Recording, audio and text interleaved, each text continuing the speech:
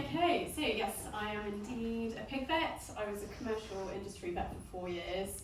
Actually, prior to my training, I laboured on an intensive pig unit for about 6 months, the majority of which time I spent working with sows in crates. My grandfather was a livestock farmer, so I grew up, as you might imagine, a staunch supporter of British agriculture. That was until I was confronted with the reality of pig farming. At the age of 15, on my first day in a farrowing house, I was able to identify that this is not right. In fact, my mum tells me that I was in shock when she collected me at the end of the day, and I then saw that same level of shock in vet students that I would take out in practice. This first farrowing house experience was actually what led me to embark on a career in pigs, desperate to do something about the welfare standards and standard conditions.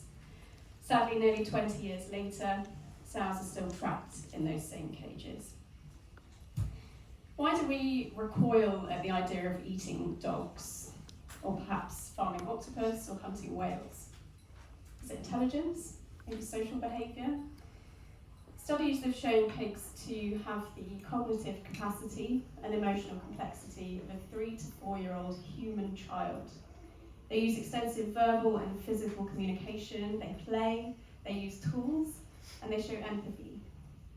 Like all animals, these mother pigs have a set of strongly motivated natural behaviours, mentioned in the video, and the ability to perform these is of course one of the 5 freedoms mentioned in DEFRA's codes of practice, and the denial of which causes intense stress.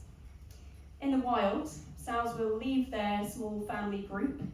They'll roam for sometimes miles a day in search of the perfect isolated nest site, and they'll assess for things like sloping and drainage and shelter, and then construct an elaborate nest which is naturally protected for her tiny piglets, gathering sometimes hundreds of kilos of plant material.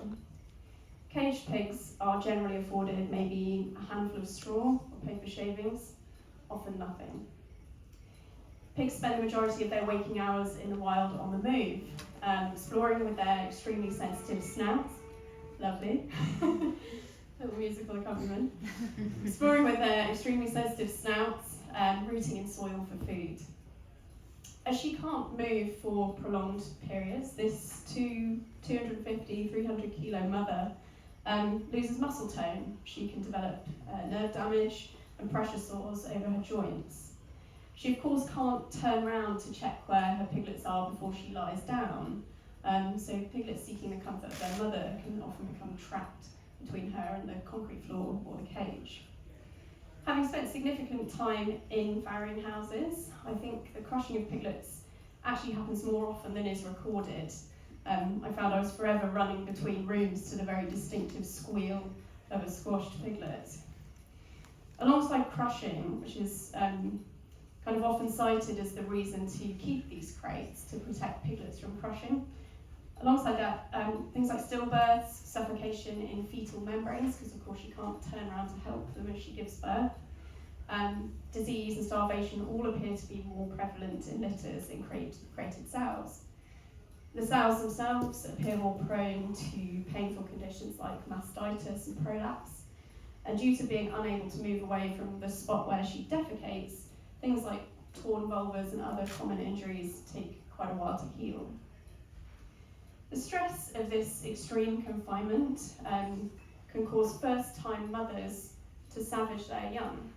It's not uncommon, they will literally rip apart their own piglets.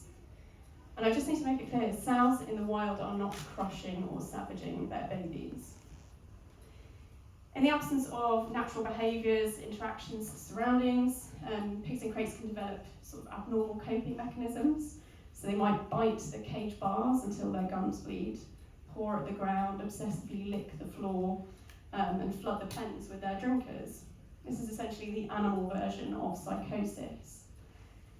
I've watched sows simply give up, stop eating, and just lie there until they're dragged out and shot at weaning.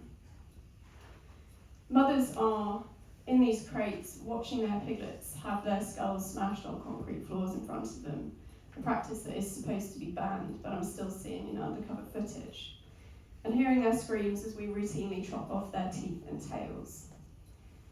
Unsurprisingly, this can trigger the sow to want to defend her young.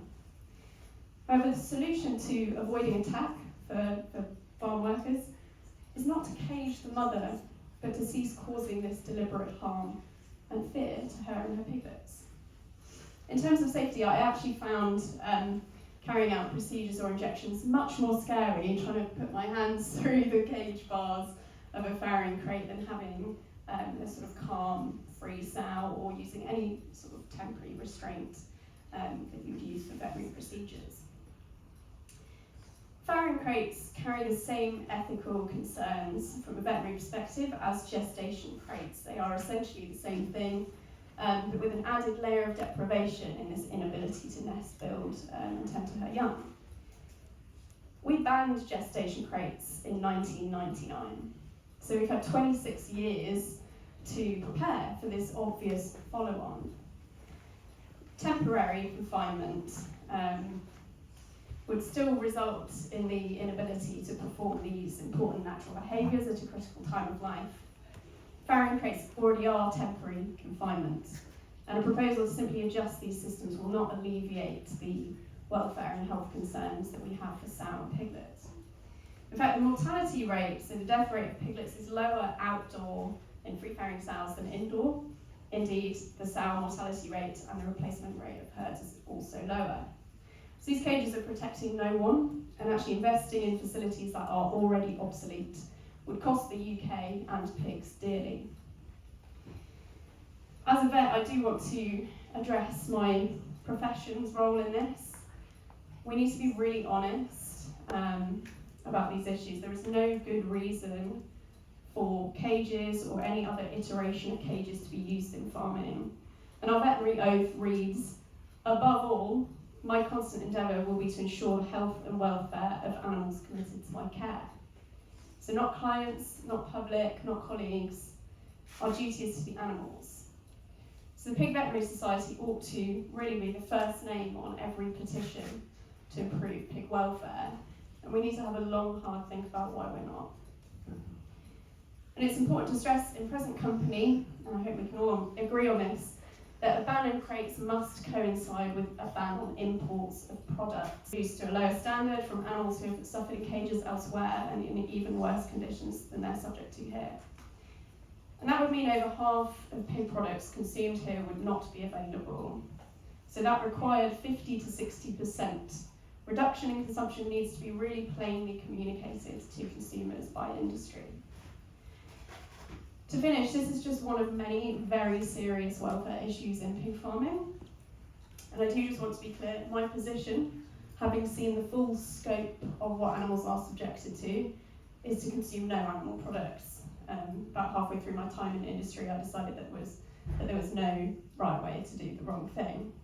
But this is the absolute least we can do for these animals. And it needs to be now, not in 15 or 20 years, when millions more mothers have been caged. We cannot, with any integrity, claim even reasonable welfare standards, let alone world-leading, that we hear a lot, while this continues to exist. Thank you.